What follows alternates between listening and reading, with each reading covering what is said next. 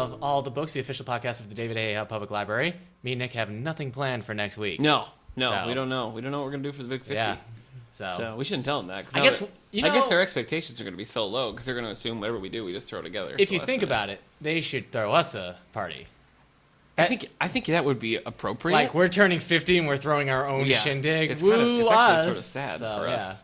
Yeah. But we're 1 month away from our 1 year anniversary. I know. So you and I? Crazy. No. Oh, okay. All the books. Oh, okay. August 22nd, I think, was our first. Yeah. September is our anniversary. Yeah, that's right. Yeah, when we met. So October. Yeah. No, October was the play. It doesn't matter. No, it's Look, not. I didn't get you neither anything. Here nor there. I didn't get you a thing. Ooh, boy! Today we're talking. We're gonna dip into Eric's world and talk a little bit about young adult books. Oh, geez, that could have gone anywhere. I thought we were gonna go that. I know, like a big psychedelic your trip, like Fantastic Max. Eric is the teen librarian here at the David A. Howe Public Library, so we're gonna be in his wheelhouse. Mm-hmm. So we're going to talk about young adult books, particularly graphic novels, because they've exploded lately. What if I was like super Tim Burton and he was like, my house is a giant wheel, and then I like get in my house and it just rolls down the street? You don't have the hair to be Tim Burton. Don't even. Okay. Don't Johnny go Depp there at all. You could be Johnny Depp. Thanks. Yeah. Woo. Yeah, you could be a Johnny Depp character. Yeah, we're going to talk about young adult graphic novels. It's fun. It is fun. You read a few. I read a few. Yeah, that's true. It's not a competition, but whatever. Okay. I mean, it was the same number I gave. Yeah. Okay. Not one. Yeah, well. Neither was bigger than the other tie. number. Oh, boy. So, hey, well, let's talk about... Last week we talked about Star Trek. I don't know if anybody listened to that podcast because they knew we were talking about Star Trek, but... It did pretty good. Yeah, but then... did it? Numbers-wise? Well, thanks, all the books listeners. Yeah. Eric and I went to see Star Trek Beyond. Yeah. And we both really liked it. Yeah. We were totally on board with it. Nick's a bigger Star Trek fan than anybody else in this room. They know that now. But... I was really happy with the movie. I thought it was a good adventure. I thought the characters were good. I liked the music. I'm gonna channel you for a second. Okay. I don't think you liked it that much. Huh. Anyway. Yeah, no, start abrasive. I think that's a good way. All right. That's a good way to do it. It was good. It was a fun time. Yeah. It's better than Into Darkness. I think it was probably my favorite of the new three, honestly. More than the original reboot? I think so. It was really good. What else? Didn't you see another? Oh, you saw Ghostbusters. I did see Ghostbusters. Yeah, what did you think of Ghostbusters? It was okay. Okay. It was great. I mean, did I say it was great? I meant to say it wasn't great. Okay. The actresses funny? Were yes, but a lot of the jokes didn't hit. Like, you could tell when there was improv. Okay. I didn't love the improv so much, but there were a lot of really good lines in there. Okay. All the actresses were like, great, but Kate McKinnon, in my mind, stole the show. Okay, I love her. She became like the one that you wanted to watch all the time. Okay. You kept waiting for her to say something. At the end, when they're all getting like a big action scene, she's the one who has like the most like action moment. But Leslie Jones was pretty funny. She had a lot of good lines. Kristen Wiig actually was playing like the straight man. Yeah, that's sort of her thing. Lately. Even Melissa McCartney was kind of playing like she was more out there than Kristen Wiig, but those two were playing like more of the straight. The parents. Yeah, I guess. Okay. So Chris Hemsworth. I still want to see it. I've never seen any of the others. Chris Hemsworth is in it as their receptionist. Okay. And it's hilarious. He just plays this big, dumb idiot on the receptionist. It's too funny. So, cool. It's great. Well, I want to see it. Yeah. I started watching 2 shows over the weekend. I started watching Mr. Robot. You seen that? No, but I know the song Go Robot by Red Hot Chili Peppers. Yeah, that's good. So, no, it's great though. I understand the hype because it really sucked us in right from the beginning. Nice. So. I also started watching The Colony. Did you see that? No. I'm not wild about that. Okay. That's Are you wild about Mary? Yeah, I'm wild. Yeah, she's just wild about me. Okay. We started and finished the Netflix original series Stranger Things. Oh, it's 8 episodes. Okay. You don't have Netflix. We have the discs. We're old. Well, maybe you can get. Anyway, I think you dig the show. Okay. It's like Stephen King as directed by Spielberg. Oh wow. So I'll take that. Even the font for the title scene has like a Stephen King font to it. He said something on Twitter about that show. He said it was a great show. Yeah. Winona Ryder's in it. He likes Colony too, actually. So. Oh, all right. I guess he's all over I guess the this place. is a Stephen King show. No, I wasn't really that impressed with Colony. So. Okay. No, but it was really good. Stranger Things? Stranger Things. It's on Netflix right now. Okay. So we'll have to get it sometime when it gets on DVD. But I want to see it. It has that like, it starts off like, oh, it's going to be kind of like E.T. And then it just becomes like, oh, no, it's a horror film. Oh, okay. So, but in 8 episodes, it does what it wants to do and does it well. Okay. So I think you'd like it. All right. I haven't read enough Stephen King to say like, this is what it, but a lot of people are referencing both Stand By Me and Firestarter.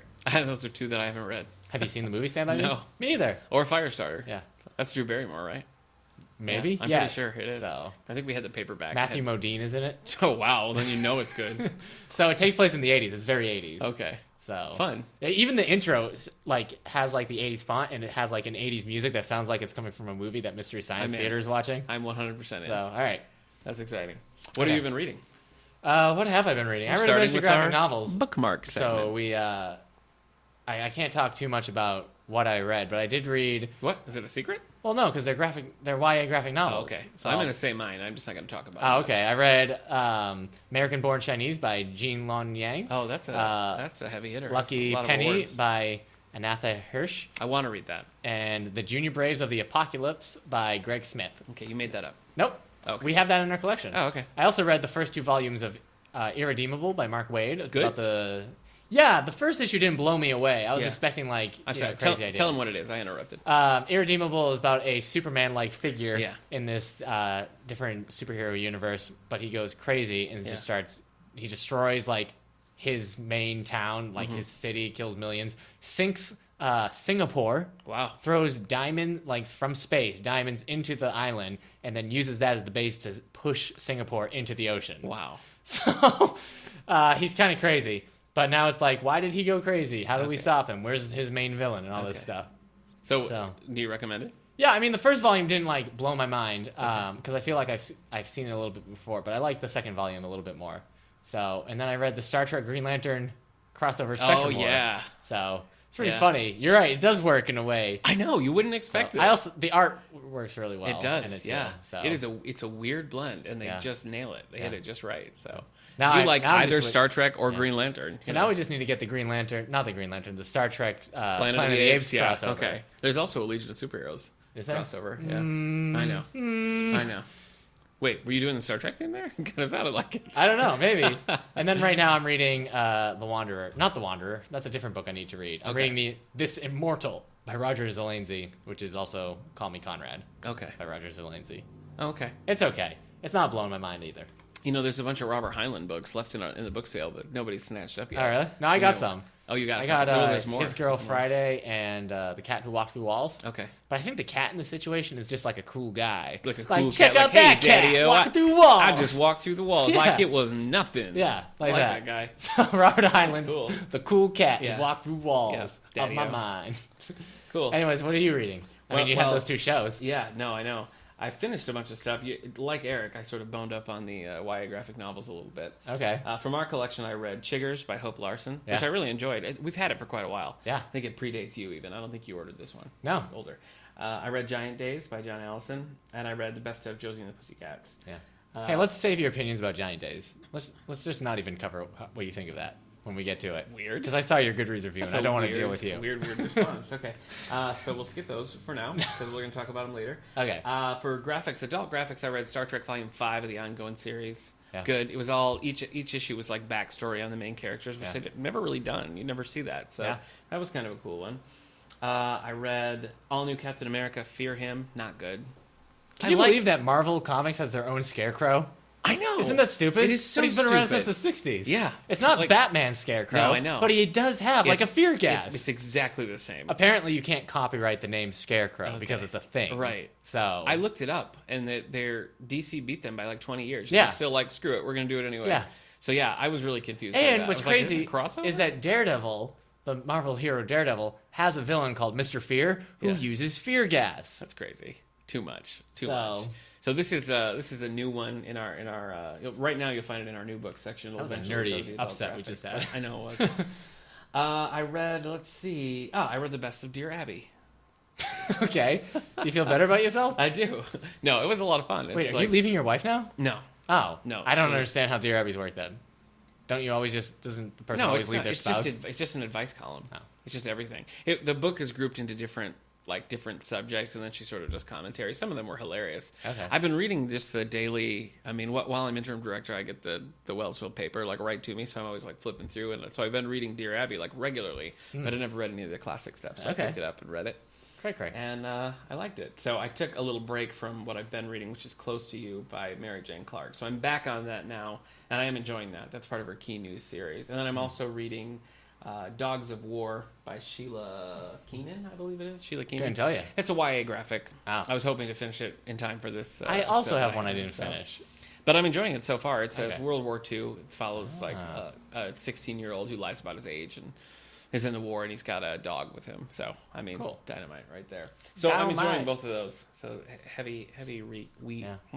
There? Yeah. Sorry. That's scary. I know. I lost my mind for a minute. Panicking. Yeah. So you want to talk about some upcoming books? What we got coming out? I felt like there was something that was actually book news. Really? But now I forget.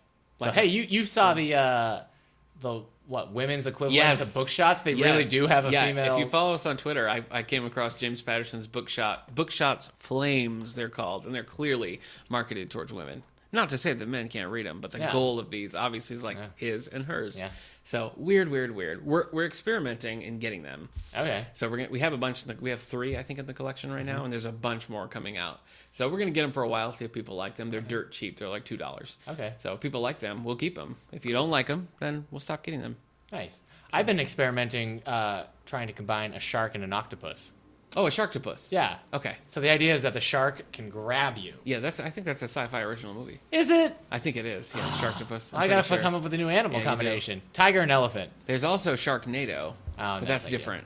That'd be kind of terrifying, right? Like a tiger the size of an elephant with a trunk that can pick you up and then eat you. Would it be quick though? I mean, I think it would be like lumbering and slow. Well, elephants can move like 35 miles an hour. Yeah, I guess that's fast. You think that's fast? It's pretty fast. I'm pretty sure. Okay, fine. It's charging fast. elephant's it's gonna fast. Catch you. Okay. Okay. Jeez. So. Okay. Yeah. Well, how about I go first? They both enjoy water. Do you know true. tigers are the only big cats that seek out water just for fun? I did not know that. Yeah, they'll just get in the water and Listeners, play. Did you know that? Maybe some. What did they say? Guys, please speak up. I can't hear you. What did they say? I'm not getting it. Okay, yeah. I can't hear them. The microphone works one way. Please scream louder into your mobile devices. All right, so we're doing book news. We are doing book news. All right, so we're going to talk large print. This just in, James Patterson has died. No, he hasn't. That's not book news. Boy, that would just close the publishing world. I know. We'd be out of business here at the library. 50% of the books that come out every month are James Patterson. So these are coming out in September for you in large print. The Comfort of Favorite Things by Allison Kent. Who doesn't love the comfort of favorite things? They're your favorite things. They provide comfort. Yeah. Anyway, this is book 5 in her Hope Springs series. No matter how many years Dakota Keller has spent trying, he can't outrun his past. So when a private investigator tells him his sister needs him, he travels to the small Texas town of Hope Springs to start a new life with the support of his siblings. When he arrives to do a routine construction job at the town's new espresso bar, he's shocked to discover that the owner is Thea Clark, the girl he couldn't resist in high school. Did Batman just drive by? I know, it was like a motorcycle. Chasing after Two-Face. The girl he couldn't resist in high school and whose memory kept him sane in prison. Ooh. Interesting. He's got a backstory. Yeah. All right. So that's the comfort of things. What's your backstory? Things. Sorry. Oh, I can't tell you that. Come on, share your backstory. Also in large print, this is my backstory. Return to Red River. The Shootist magazine says Boggs is unparalleled. This is by Johnny D. Boggs. That's a great name. Yeah. Johnny D. Boggs. Man. Yeah. It sounds like he was born with a banjo on his knee, wasn't it? I guess that was old Susanna. Boggs is unparalleled in evoking the gritty reality of the Old West. Stupid. You're stupid. Red River is one of the greatest westerns ever told. Have you seen Red River? Yeah. Okay. A novel that became the classic John Wayne movie in 1948. And Rex Montgomery. Yeah. Now award-winning Johnny D. Boggs presents a powerful sequel destined to be a western masterpiece in its own right. Sure is. I don't know if it's destined to be Nothing's as big as the western genre right now. I know, yeah. This is the large print book sequel from the movie you've been waiting for since 1948. Yeah. So you're finally going to know. A lot of the people who've been waiting for it are gone. Excuse me? No, like out of town? Okay. Return to Red River by Johnny D. Boggs. Yeah. So if you're a Johnny D. Boggs fan, I mean, I guess I should say, those of you who aren't Johnny D. Boggs fan, put your hands in the air.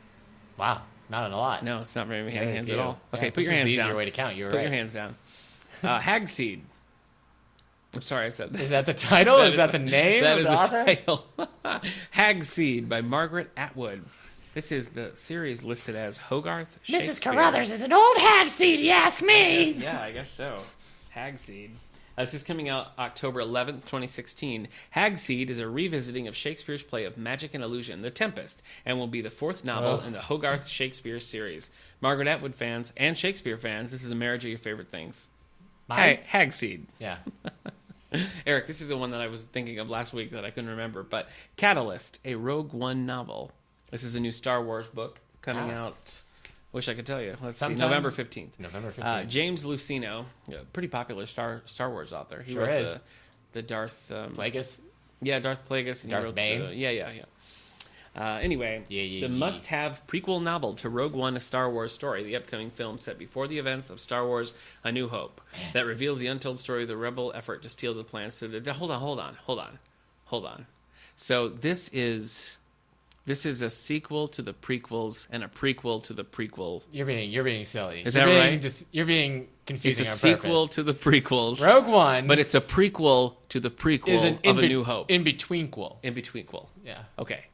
So it's Star Wars Rogue One takes place after Episode 3. It's a sequel to the prequel and a prequel Star to Wars the A New sequel. Hope. Is that right? But the book, yes, is a prequel to the prequel. Prequel to the prequel. A sequel of It's the not prequel. hard. You just watch Episode 3, Okay. you read Rogue One, this novel, and then you watch Rogue One. That's what I'm saying. Sequel, prequel, prequel. Yeah. Sequel. Yeah. Fine. Yeah. So People anyway. seem really excited about this one, considering how much they hate prequels of Star Wars films. I know. And they're just forgetting that. I know. Rogue One is a prequel. Yeah, it's totally there. So Jar Jar Binks is going to be like, guess what? I'm in the Rogue One, yeah! So, I'm so excited. Yeah. I want to apologize to our listeners. Yeah, they're like, Screaming. no! For screaming. Not only high-pitched. did you make them go deaf, the last thing they ever heard was a Jar Jar Binks impression. A very solid one, I might Yeah. add. Here's a little sample of James Patterson's Bookshot's Flames for Her. Strong enough for a man, but written for one. What? Like that deodorant commercial from the 90s. Oh, I'm the only one who remembers 90s deodorant commercials. Yeah. You're I do remember ridiculous. the old Nestea commercials with the snowman. Okay. Do you remember him? Yeah. He'd be a skeleton, then he'd drink the cool iced tea, and then he'd get all covered in Be a snow snowman. again. But What he was about- like a biker? What about the Campbell's one that's the reverse? Snowman, he has the Campbell's soup. He becomes a nice little boy. Is that true? Yeah. I don't remember that. He's like, I never knew there was chicken in this soup. Maybe that's a different one. I forget. I can't remember. That's a classic Campbell's Okay. line. Pizza Hut making it great. Yeah. That's Do you another- remember Pizza Face from Pizza Hut? No. He was just a slice of pizza, Ugh. and he had to deal with Steve, the pizza slicer. No. Yeah, it was just like he I was remember like a the Mr. Bill the kind oven of. mitt. Remember the oven mitt from No. Arby's? No. So Oh that was a yeah, thing for a while. Yeah. The hamburger helper guy, obviously. Yeah. I think those two ever hooked up. hamburger helper guy and the And oven the mitt. Arby's mitt. Yeah. Maybe. Okay. I hope so. I hope they found each other. Yeah. There's not a lot of options out there. Yeah. What is this? $10 million marriage proposals. $10 million marriage proposal by James Patterson. Oh, what's this? Oh, he has a co-author with him. Weird. That's strange. Yeah. James He Patterson can't even write 5 chapters alone. How busy is he? and Hillary Lifton. James Patterson's Bookshots. Short, fast-paced, high-impact entertainment. Do you think he's just? Will you marry me for $10 million? Yes. I am a creative, open-minded Oh. businessman with limited time and desire to play the field. This is a serious proposal. A mysterious billboard intrigues 3 single women in LA. Only 3? Only 3? 3. $10 million. 3 people respond to that.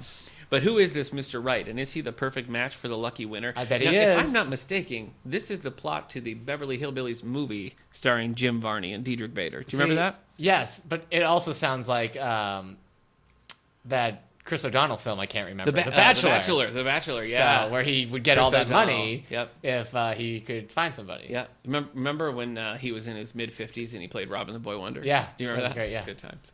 Good times, great oldies. All right. Next and finally, we have Cakewalk by Rita Mae Brown. Rita Mae Brown, classic. You know what I don't get about Batman cozy and Robin? mystery. Here's the thing. I wanna hear when Chris O'Donnell as Robin, Yeah. or as Yeah. Dick Grayson comes in, he's in the cave and Yeah. everything. We're talking about Batman Forever. We're talking about Batman Forever now. Yeah, the 1995 Batman film with Val Kilmer and 20 Chris years O'Donnell. ago. 20 years ago. He walks up and he comes up with all these names like, what should I call myself? This person, Nightwing. And then he settles on Robin. Yeah. Like he said Nightwing. Yeah, but one of the options was also Batboy. Batboy was his name. I'm like, you're older than my dad. Yeah. So why don't you stop calling yourself Batboy? I love that movie, though. I'm not going to lie to you. Batman Forever. Remember when the mom is like... If I had to rewatch a classic, like one of the 4 Batmans, it would be Batman Forever. Anytime. Okay. Anyway. Mine would be Batman Returns. Yeah, Batman Returns anyway. is fun. That's good. It's also stupid when he's like, my mom said I swooped in like a robin. Yeah, like, nobody ever says you swoop in like a what robin. does that even mean? Are robins known for swooping? No, it makes you would sense swoop if in he like was a bird of prey. Falcon. Yeah. I swooped in like a falcon. I swooped in like a hawk. Batman and Red Tail Falcon hit the road. Cakewalk by Red Tail Rita Mae Falcon? Brown. Tobias? No. The Animorphs character? Different. No. Hold on. I have a suggestion for next boy. week. I just want to read this. Yeah. What if, because we're getting ready for Suicide Squad's coming. Yeah. What if we put together a team? Yeah. Like we each come in with a team of villains from literary reads. Wow. And they have to be the heroes of the story. So they're the heroes. Yeah. They become the heroes. Well, they're like a team put together by a bigger villain. Okay, dibs on Captain Nemo. Is he a villain? No, but he's villainous. Wouldn't his hubris be the villainy in that? I think so. Yeah. You're right. Okay. So you're also going to get Ishmael's, not Ishmael, Abrams. Ahab. Captain Ahab. Ahab's determination. Yeah, I'm going to get that too. It's just going to be... just let it go! Yeah. No! They're basically just like Care Bears. They each have their own. Okay. Cakewalk by Rita Mae Brown, continuing in the exuberant tradition of 6 of 1 bingo. You read that, right? And Loose Lips, another favorite of Eric's. Sure. New York Times bestselling author Rita Mae Brown returns to her much-loved fictional hamlet of Runnymede, whose memorable citizens are welcoming both the end of the Great War and the beginning of the new era. Did you just say Grape War? Yeah, that's right. Grape Ape goes. He fights Lucille Ball in the grape stomping. Yeah, you remember. All right, that's it for me. I want to be done with this part. You know how there's like all these like walks in the world? Like, let's go on a Poke Walk. Let's go on a walk to like fight for something. A walk to remember. Yeah. Okay. Why doesn't anybody hold like a cakewalk? Just you and a bunch of people walk through Boston eating cake. Okay. I'm just wondering why there isn't a thing. Oh, I think that's... Should we do that? Should we start it? That's a sign of depression, I think, just wandering through a city. No, but with friends. Cake. Oh, with friends. Okay. Yeah, you and me just walking through Wellsville. It still eating feels cake. like a cry for help. Yeah, I guess so. I guess I would be hoping somebody would stop me. So what do you have coming up like right now? All right, I got a bunch of stuff coming out. Okay. July 26th. All right. But then I have something coming out July 31st. I'm going to cover that last. Hold on. July 31st is a Sunday, so we have to cover it this week. We do, yeah. So let's see. We got Batman's favorite book here by Anne Holt, Dead Joker, a Han Wilhelms novel. Oh, no. Yeah, Dead Joker. Oh, boy. Batman reads that every night. Wouldn't that be great? Won't do it, though. From your mouth to God's ears. Wait, is Batman... But if he's reading it, he's saying he's God in this situation. No, because he's saying he hopes that it will be picked up. Killer Look by Linda Fairstein. Yeah. I guess this is about Blondie. Oh, really? Because she had a killer look back in the 80s. Okay. No, I don't know. It's Linda Fairstein's Killer Look. Okay. You don't know what? That it was a joke? Yeah, I know it was a joke. This is my favorite book. One Less Problem Without You. How dare you? By Beth How Haverson. dare you? So... I don't recognize this author's name. Let's see what the last paragraph of this says. With a cast of quirky characters and Beth Haverson's trademark wit and warmth, One Less Problem Without You is sure to please Haverson fans and garner new ones. That did not help me, considering I've never heard of this author. No. But like, if you like Harbison, well, you're going to love it, because Harbison's at her most Harbison. You're going to continue liking it. The Lost Girls by Heather Young. Do you recognize Heather Young? No. Soon, Justine's troubled oldest daughter becomes obsessed with Emily's disappearance. Her mother arrives to steal her inheritance, and the man she left launches a dangerous plan to get her back. In a house haunted by the sorrows of the women who came before her, Justine must overcome their tragic legacy if she hopes to save herself and her children. Ooh, kind of smells spooky. It is a little spooky, yeah. The Unseen World by Liz Moore. I recognize that name. Me too. Don't know what it is. Okay. What Ada discovers on her journey into a virtual universe will keep the reader riveted until the unseen world, heart-stopping, fascinating conclusion. Have you ever read a book? With that alliteration, that was good. Have you ever read a book where you're like, man, this few books. This conclusion is just heart-stopping? Yeah, sometimes my heart feels stopped because Is it book-related, though? Yeah, it's book-related. It's book-related. Okay. Still, that sounds... Leanne Moriarty. Do you recognize that name? I know Professor Moriarty, arch-villain of Sherlock She wrote Holmes. The Husband's Secret, Big Little Lies, and What Alice Forgot. No. What Alice Forgot. Okay, that's a big one.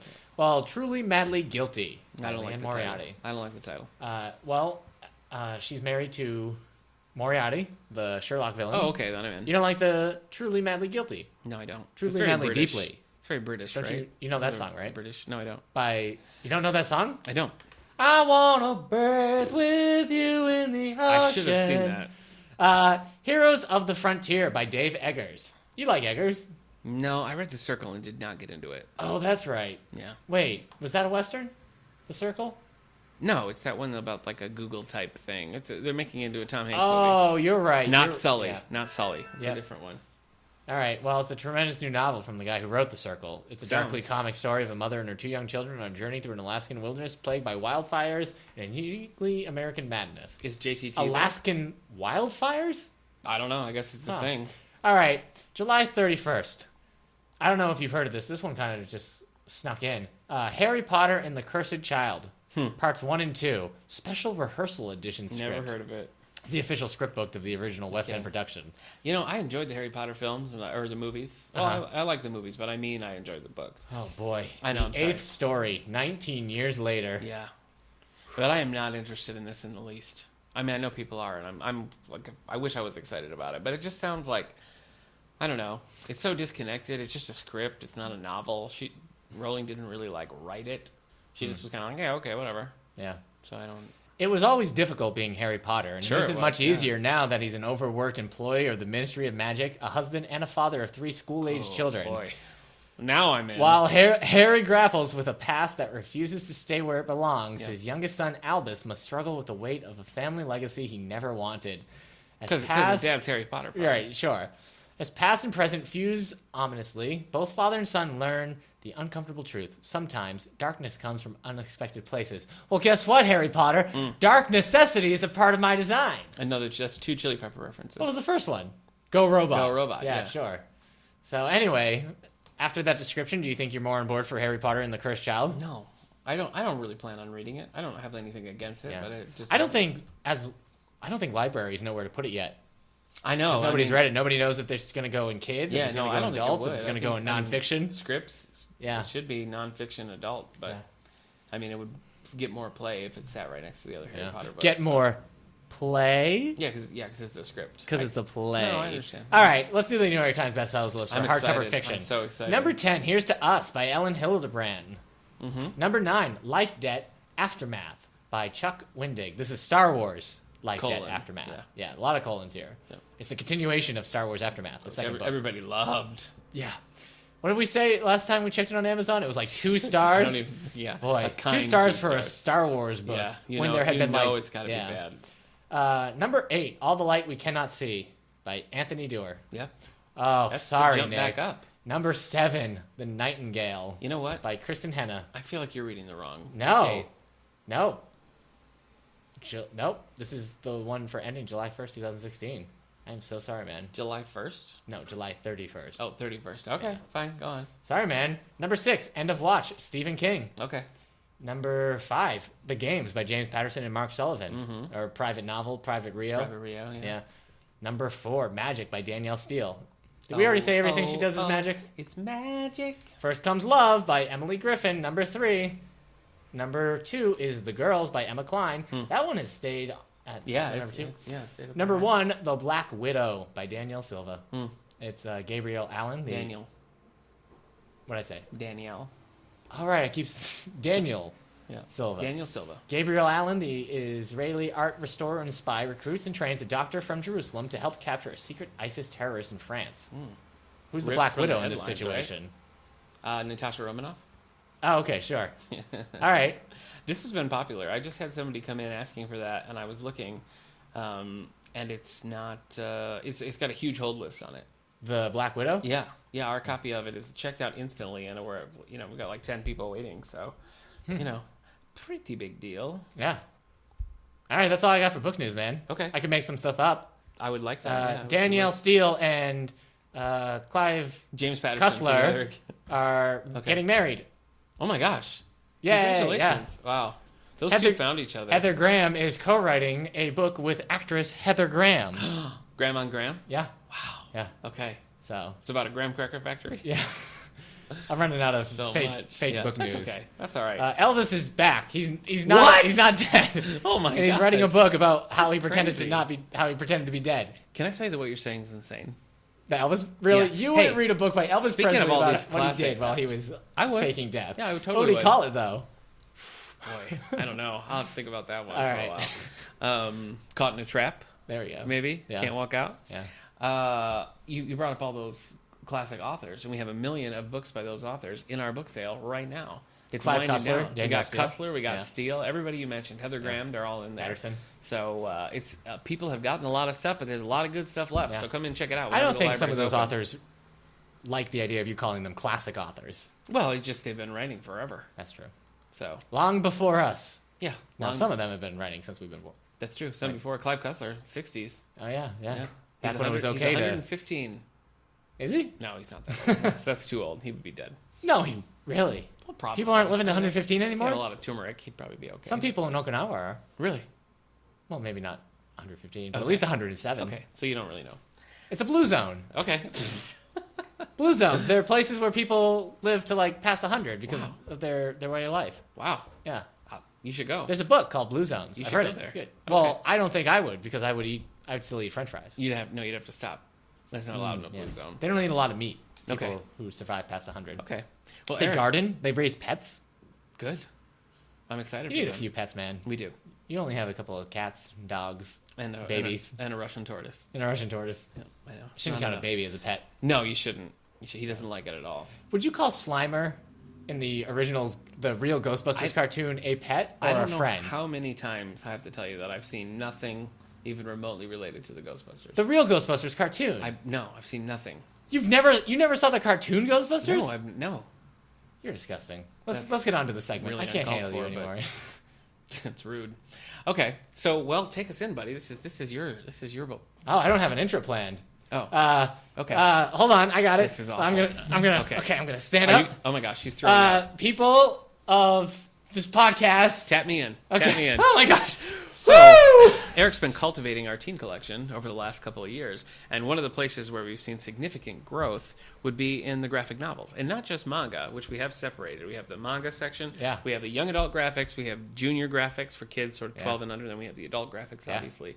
But all sections have seen great popularity. They have. So we split everything up, gave them their own identity, gave them their own location, and then Eric's been cultivating, particularly the YA collection, and getting that fleshed out, filled out, things that appeal to everyone. I mean, there's some that are clearly sort of marketed towards girls and some more towards boys. We have a blend of all of those. We have sci-fi, we have classics, we have everything, and they have really, it's really taken off. Yeah. So I think giving it its own space has helped a lot. Having sort of a light on these are graphics for teens.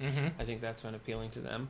Yeah. And you're keeping up with it as new things come out. So it's we get a lot of like during the summer we get a lot of younger boys who will read stuff from the juvenile graphic novels like the Pokemon, like Mega Man. Those like Star Wars Jedi Academy ones, I can't remember what they're called, Bone, and all those younger ones. But then when they get older, they still have that desire to read them. So then we got to have stuff to get them as well. Yeah. But it's interesting because you get a lot of younger boys reading the juvenile graphic novels, but then you get a lot of like teen girls reading the YA graphic novels. So it's interesting. I wonder if there's something like girls are just more prone to read graphics when they get older than... Yeah, I don't know. But I mean, we get plenty of young girls reading juvenile graphics. Smile and Sisters. Yeah, a Babysitter's Club graphics are pretty popular. What do you call that? What's that author's last name? Telgemeier. Telgemeier. She's, she's Eric and I met her once. Yeah, she can just print gold. Yeah, that's true. That's true. Well, I noticed now Couture, our children's librarian, is doing a book club on Roller Girl. Yeah. And the new editions of Roller Girl come with a big blurb from Raina Telgemeier on the front that's like, check this out. So they know. But it's a big deal. They know what's up. So I guess we're just going to talk about some of the young adult graphic novels we have read. Yeah. And are in our own collection. Well, talk a little bit about your book club first, because that's what sort of got us going. Let me just remember which one we're doing. It's In Real Life by Cory Doctorow, illustrated by Jen Wang. Yeah. So it's a good one. I think it won some awards. I can't remember. It says it was a Goodreads choice. It won it definitely was that. Teen Board Award in Milwaukee. Anyways, this came out in 2014. Okay. It's pretty good. It's about a girl who is slightly socially awkward, but starts playing an online-only role-playing game and kind of comes into her own during it. Yeah. She has some life lessons to learn. So. Yeah. So how did you find this one?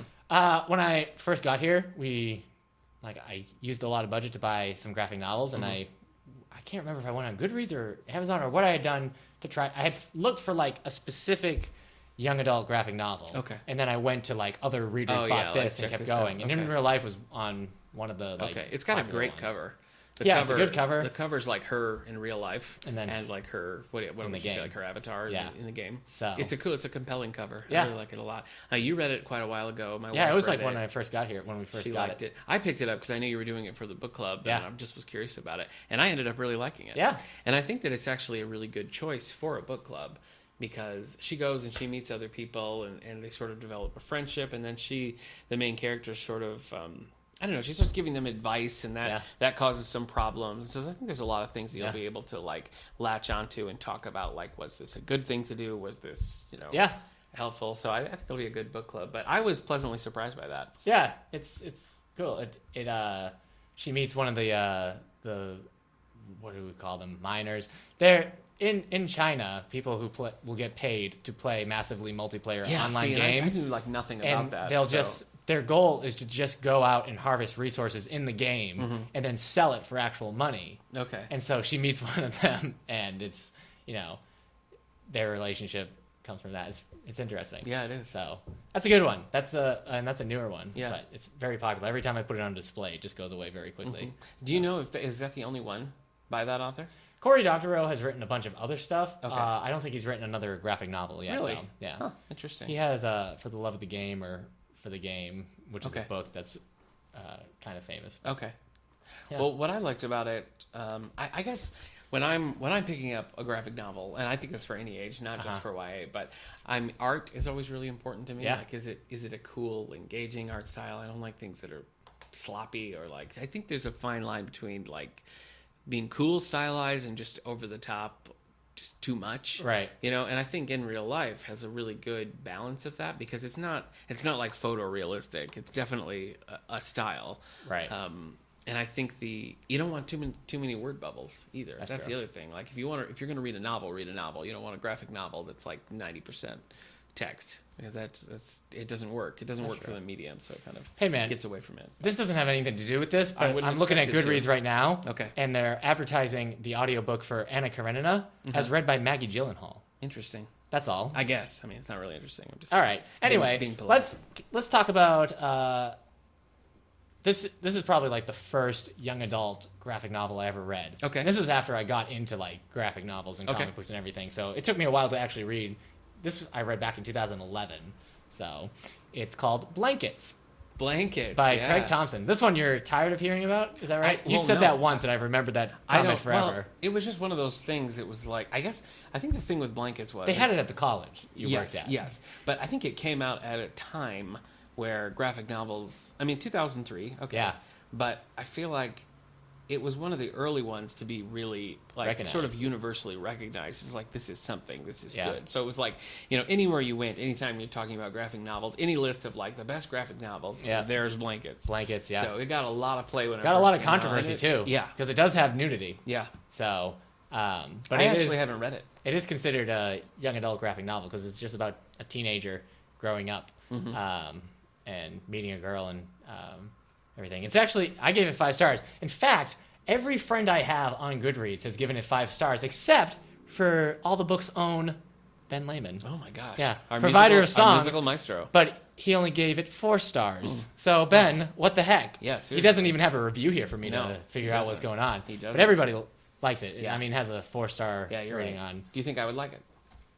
See, I don't know. Yes. Okay. No, I don't know. I can't tell because. Do you know? Give me talk a little bit about the plot. Blankets isn't nothing about the plot. Really it's not a comedy. Okay. It is kind of like a melodrama. It's about a boy who goes to a camp and meets a girl, and just the idea of growing up and having this long-term relationship, having his first girlfriend, falling out of his Christian faith, dealing with his brother. They have kind of this dark past, and his parents, and just life. So it's just kind of there's a lot of like hard truths in there about him, and it's kind of sad. So it's not like laugh out loud funny.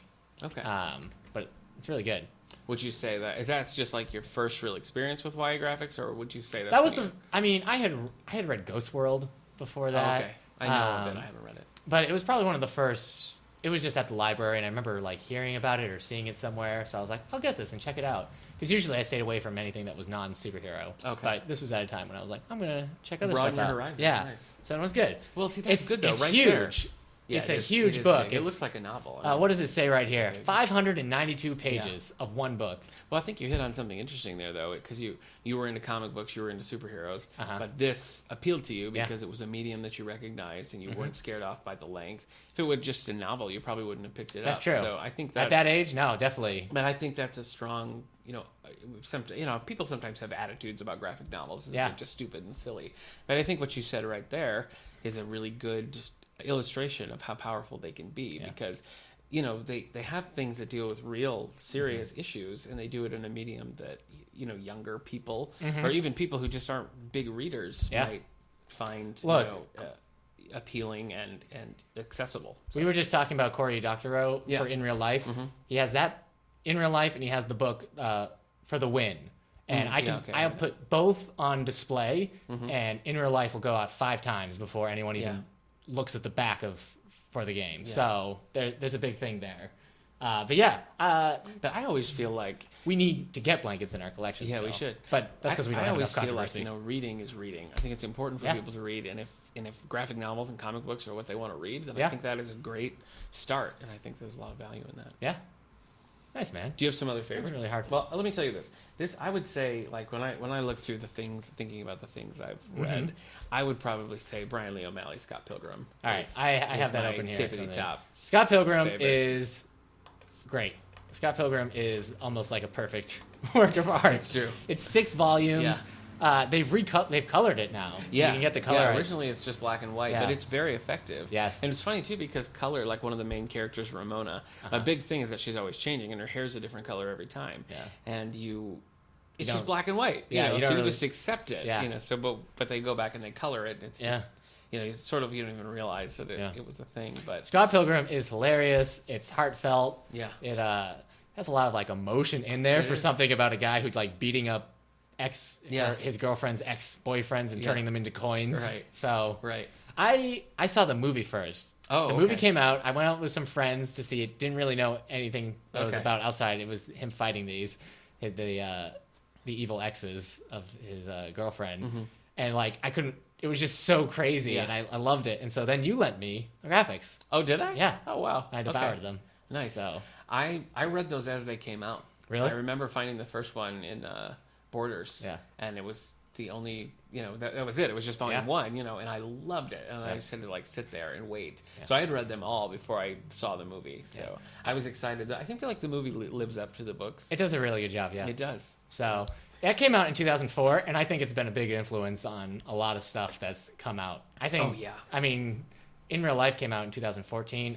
I think you can't get to In Real Life without Scott Pilgrim. Well, I mean, I know that when I finished Volume 6, I spent a lot of time being like, well, what else is Scott Pilgrim like? I know, right? I kept trying to find it, and I never have. Yeah.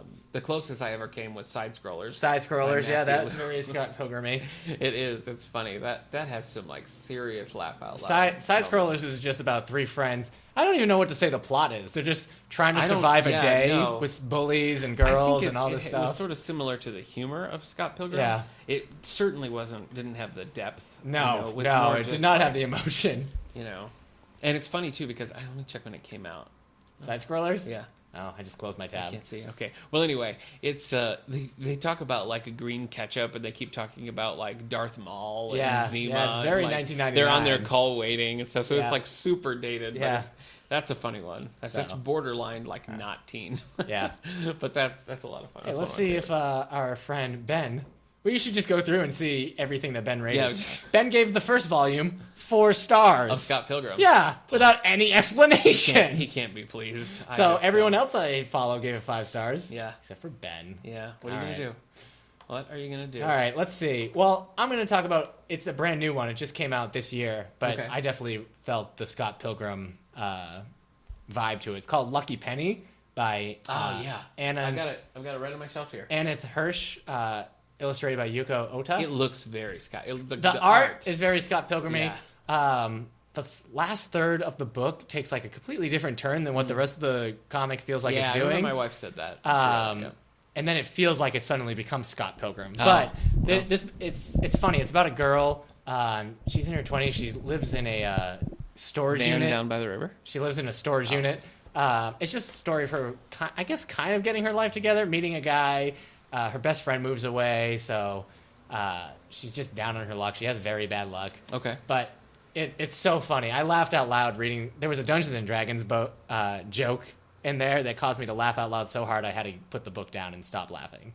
There's a Chiggers, the one that I read by Hope Larson. That has some D&D stuff that I thought you would enjoy. There's a line where she keeps getting critical fails with the die, and she leans into a kid and calls him a critical fail, and it just burn. It was just too much. Yeah, but it's great. I bet you and Gary Gygax left hysterically. At that well, Gary Gygax is gone now. He died. Doesn't mean he can't enjoy things. That's true. What does that sound? I don't know. They're doing some maintenance work. If you guys hear that weird buzzing drilling, it's not Nick. It's not. No, it's not me. No.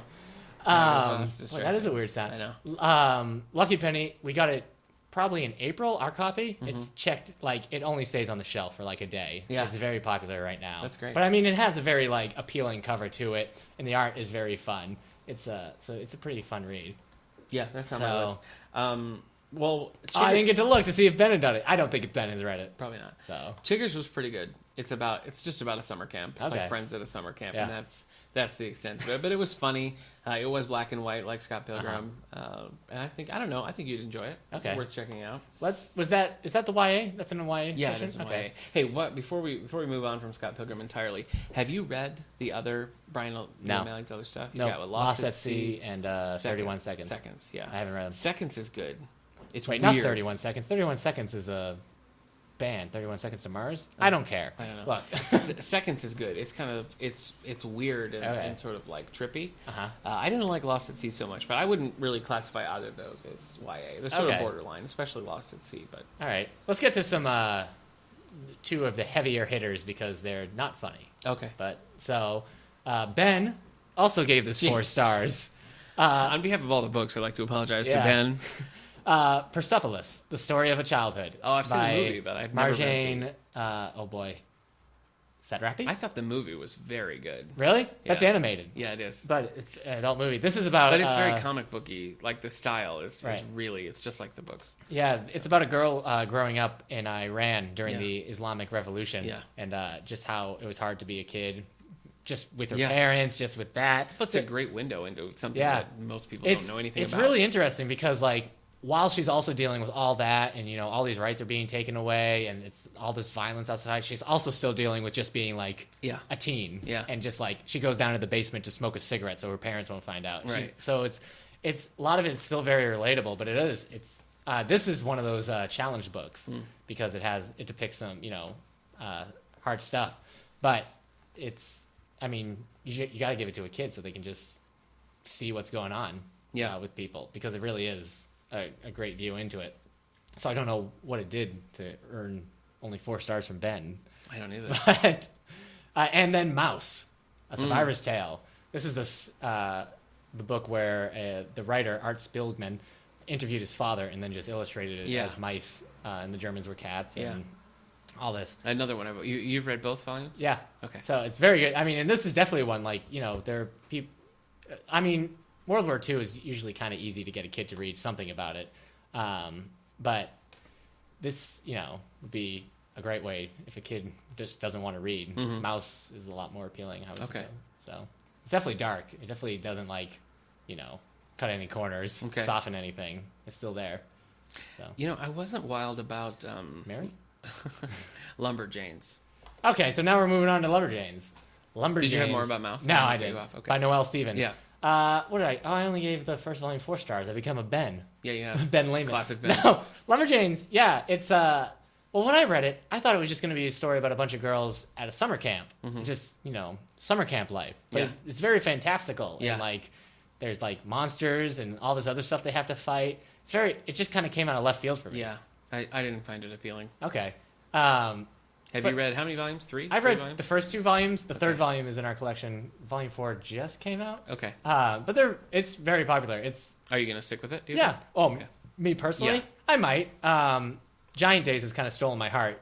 That's been we had some reader responses on that, and Giant Days definitely was at the top of the list of what our listeners. Lumberjanes is definitely one I would give to people if they were asking, especially young girls looking for that. Because Giant Days its humor is a little bit more adult because it's college kids and these are high schoolers. Yeah. Or so. Yeah, Giant Days. I can wait. Go on. No, I'm just Noelle Stevenson. She also wrote the graphic novel Nimona, which is also very popular. It's it's a fantasy book about a a girl who wants to be the sidekick to a evil mastermind. Okay. It used to be a webcomic, but then it became a graphic novel, and it's a pretty big deal. But didn't you raffle a copy off recently? Yeah, Nimona went along with In Real Life. Okay. Lumberjanes is interesting because it just crossed over with Gotham Academy, the DC comic. It? Yeah, there's a Lumberjanes Gotham Academy crossover now. Weird. So it's interesting. Yeah. But yeah, the Lumberjanes and Nimona are very big ones right now. Okay. But let's get to Giant Days because I love it. Yeah, I know it's sweeping the nation. I think it's one of my wife's absolute favorite things. I don't I read it and I don't know what exactly would classify that as YA. I mean, they're not kids. It's not really. It doesn't. I don't know. It doesn't scream to me. It's like well, young adult also includes the college age. The college age. Yeah. I mean, you're 18 and 19 in your college age too. That's true. For most people, not me. I was like 25. Right. Yeah. But no, I would still put it in there. It's just about.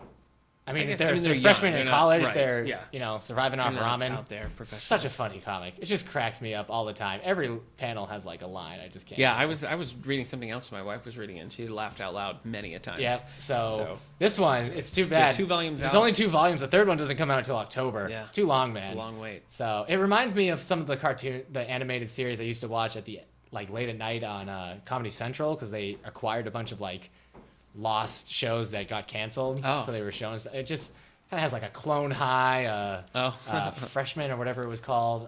Anyway, it just cracks me up. This one I suggest to anybody who's like, I want to read a graphic novel if they don't like superheroes or something. I used to be like Fables or Sandman. Now I'm just like Giant Days. Just read Giant Days. It's so funny. Nice. So it's probably more approachable than something like Scott Pilgrim because there's nothing. It's real world. I mean, it's pretty, it gets wacky. Yeah.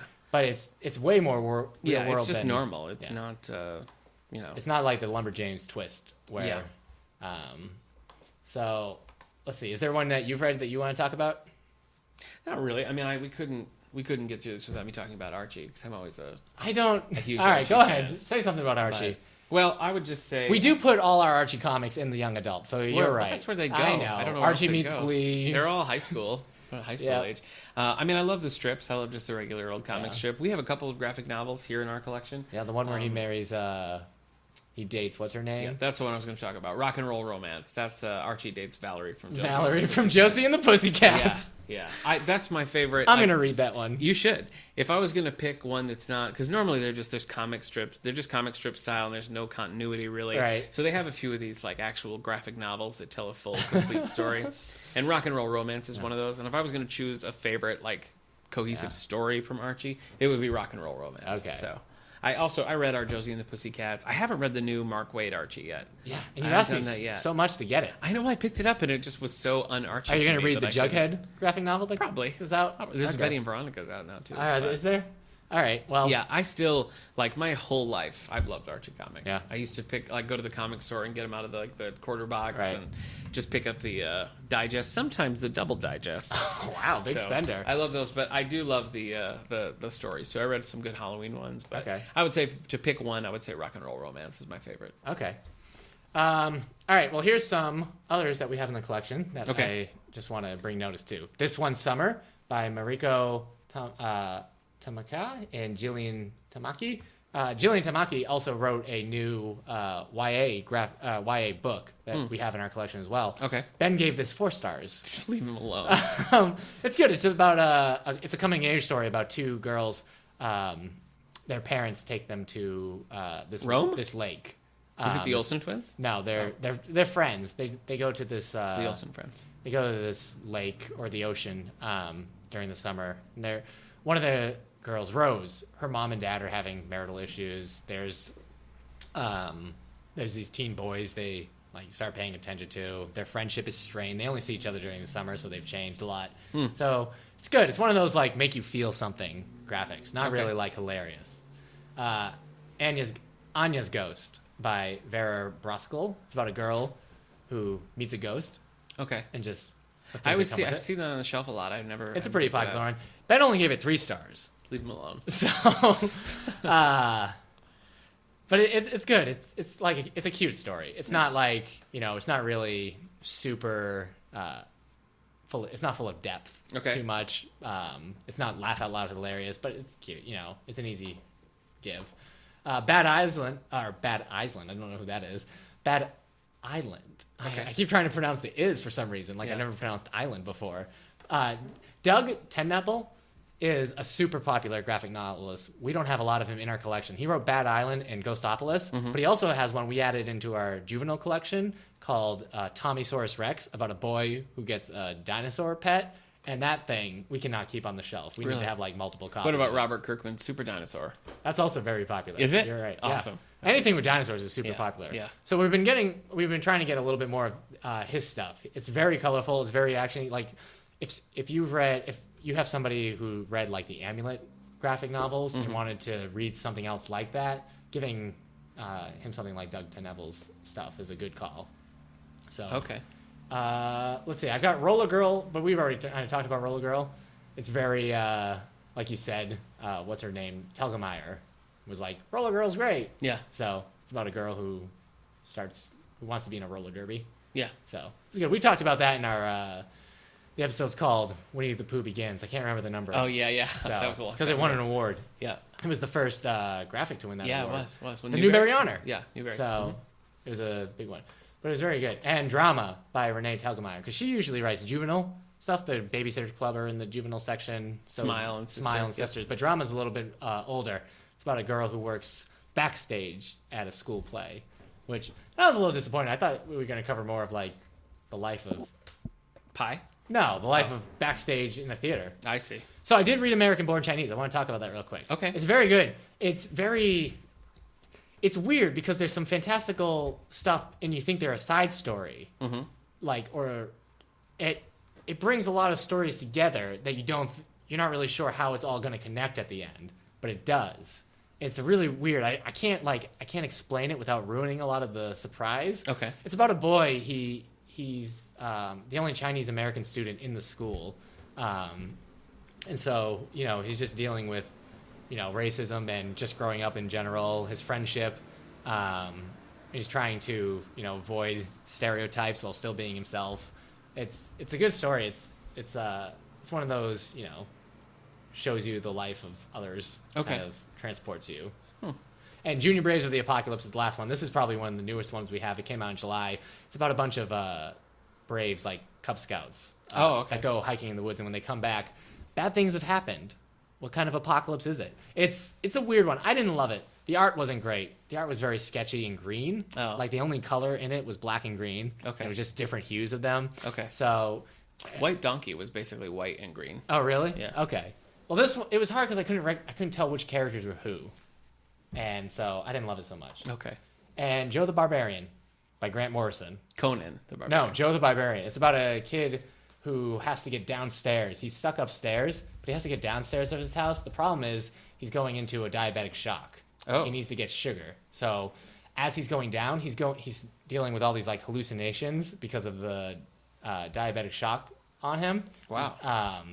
So he's like fighting these hellhounds and lightning lords and going through castles. And there's like an actual dog. He forgot to shut his front door, so a like mean dog actually came into the house. And so like he sees, it's just a very like, for a while you're like, is this really happening? And then you realize it's just, him dealing with low blood sugar. Do we have that? No, it's really good though. I'm gonna get this in the next batch of according to you, it's only 3 stars good. Really? Yeah. Oh boy, if Ben was here, I don't know what it would look like. So all right. Well, I'm gonna have to get that in the next batch of graphics along with Jughead. Yeah. So. Jughead. All right. So as we wrap up, let me ask you this: somebody who this is not their genre, this is not their thing, but they want to dip their toe in, check it out. Right. Go. Do I give them something funny? What's the most approachable? I guess it feels like Giant Days is one. In Real Life is probably one of the best ones. And what's like one of the really... Well, In Real Life is so dependent on like the video game culture, I feel like. That's true. If you don't have any interest in that, I guess if I was trying to show somebody that you can still tell like really good stories, I'd probably give This One Summer. Oh, okay. Because it's just a good, it shows you that it's kind of like Blankets, but not as long as Blankets and a little bit less controversial. So This One Summer and Giant Days would be among your tops for the uninitiated into this genre. Yeah. Okay. Yes. All right. So, and I mean, we get what do we have? We have the Miss Peregrine's Home for Peculiar Children. Those are graphic novels. We have those. Those are popular. The Graveyard Book by Neil Gaiman has been turned into a graphic. And Coraline. Those ones check out all the time. I picked up Coraline, but it looks so creepy. I put it back there. Really? Yeah. The Coraline graphic novel is always checking out. So really? is the Wrinkle in Time graphic novel we have. A lot of the like graphic novelizations of like classic books or like these other books are also very popular. I haven't read too many of them because I prefer reading the books themselves, and then I just don't want to reread the same story. Okay, yeah. A lot of times they get picked up. I thought Coraline was just a graphic novel. Maybe it is. I think it is. Maybe not. We'll have to save that for our Neil Gaiman talk. That's a mystery. Okay, so, that's right. Do we have any readers' opinions? Listeners? Online for opinions. This? Yeah. Well, I think Giant Days made the top. I think that was the tippity top. That's true. Yeah. So what do you have coming up for library stuff? You got your book club. This is the last. No, this is the second to last week. Yep. Yep. The In Real Life graphic novel book club is Tuesday at 5:30, and then time to read it. Tuesday the 26th. The 26th, okay. And then the second at 5:30, we've got the Eye of Minds book club. That's by James Dashner. It's the first book of his. Dashner. Yeah. Mm-hmm. So, and then we're showing Fifth Wave Friday. The movie Fifth Wave Friday, and then August 3rd, we're showing Dragon Ball Z Battle of Gods for Anime Club. You gotta get some Pokemon in there. Everybody's going. I know. I just bought the library some Pokemon movies. Good. I know. I had to. Okay. And then and then at the end, we're gonna draw and see who gets the Kindle Fire in 2 weeks. Yeah. So I got mine too. I got my Barnes and Noble tablet. This week's prizes for the young adults, the teen summer reading, is 2 graphic novels, one being Justice League Volume 1 from the New 52 and the Civil War graphic novel. Okay. And then we have the Fifth Wave on DVD and Wreck This Journal. It's a journal that you write through, but you also tear it up and do all this other stuff to it. Yeah. All right, cool. So. Well, I just did my drawing today for this week, and the winner was Stacey Weatherly. So congratulations. Stacey. And for this week in adult programs, on the 26th, Tuesday, we have the Fiber Arts Guild is coming in doing an intro to felting class. Sure. There is, I think, a $3 cost to that. Okay. But it looks like a fun class that they're doing. We're showing, for our senior citizen matinee, we're showing Field of Dreams, Tuesday the 26th at 2 o'clock. Oh, it's good. Okay. Wednesday, our kids matinee at 10:30. Wednesday the 27th, we are showing Racing Strike. Racing Strike. It's about the zebra. Zebra, yep. Somebody is in it. That's kind of funny that they're in it. I don't remember. The book clubs are currently reading Deal Breaker by Harlan Coben and Light and Ruins by Chris Mahalian, so you can join in on that anytime. Yeah. Summer reading programs just got a little bit more time yet, so you can still sign up. We still have a few tote bags left, and then of course the book's still up and running. So special thanks to our guest Ben Lehman for joining us on that YA graphic novel spotlight. He was excellent. So he was excellent. He was really just your punching bag. No, he was all right. No, he had a few good. Nothing. You said nothing nice about. No, he had a few good bits. No, I said that thing and you're rewriting it because you feel bad. Nah, I don't feel bad. Oh, okay, good. We play his music every episode. That's true. People are going to be like, "Where can I buy this song?" You got to talk to Ben Lehman. Yeah, he's gonna drop a single. Yeah. We are talking Neil Gaiman in a couple of weeks, so you still have time to give us your thoughts on Neil Gaiman. We would like plenty of those. Yeah. So what are we gonna do next week? Anything you've read? I don't know. It's up to us. 50th episode. So send us your thoughts on Neil Gaiman. You can contact us at Twitter at All the Book Show, Facebook at David A. Howe Public Library. You can email us at wellsville@stls.org. We're on SoundCloud, iTunes, YouTube, Angelica radio stations Wednesday at 9. You can find us all over the place. And remember, rate us on iTunes because we needs it. And remember, tell your friends. Party like tomorrow's party won't arrive. Thank you. That's beautiful. No problem, man. All right, well, we'll see you next week for episode 50. Ben, play us out.